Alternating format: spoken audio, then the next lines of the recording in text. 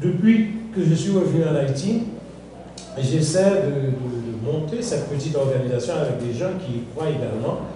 Et l'organisation s'appelle Petite Terre. Petite Terre, c'est une organisation écologique, strictement écologique. Et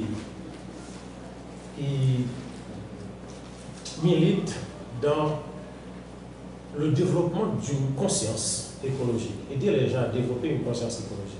Donc c'est pour ça que Maître Aviol m'avait parlé de ce camp écologique. J'ai dit, je n'ai aucun prétexte pour ne pas être là.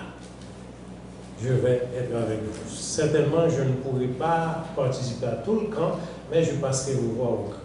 Donc, ma visite, c'était juste pour vous encourager à aller là. En 2008, il y avait des inondations, il y avait des cyclones, et c'est Anna, Aïk, mais il y avait un autre, Gustave. Il y avait Gustave, Faye, Gustave, Anna, Aïk.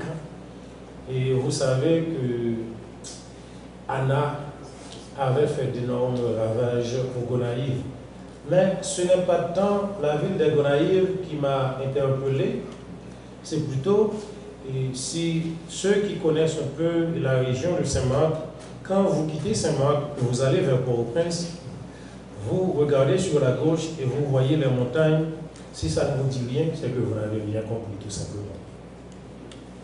J'ai compris qu'on avait parlé de désastre économique, de naufrage politique et d'un tas de choses de ce genre, mais je me suis dit, hey, le péril écologique, il semble qu'on ne l'a pas encore aperçu. Et ce que j'essaie de faire comprendre aux Saint-Marcois, parce que j'habite à Saint-Marc maintenant, c'est que la ville des Gonaïves a été frappée en deux occasions, 2004 et 2008, par des inondations, mais Saint-Marc est beaucoup plus à risque que Gonaïves. Saint-Marc n'a pas encore été frappé, du moins légèrement en 2003. Et je crois voir venir le malheur. Je ne suis pas un prophète de malheur, mais je crois le voir arriver. Il faut faire quelque chose. Et il faut faire quelque chose tout de suite. Sinon, il n'y aura personne à pleurer à nos funérailles, car nous n'aurons pas de funérailles. Donc, à bon entendeur, salut. Alors, merci de prendre conscience du mal qui nous guette. Merci de croire qu'il faut une société où il y a non seulement les humains, mais également les autres éléments de la nature. Il faut contribuer à développer cette interdépendance entre les différents éléments de la nature.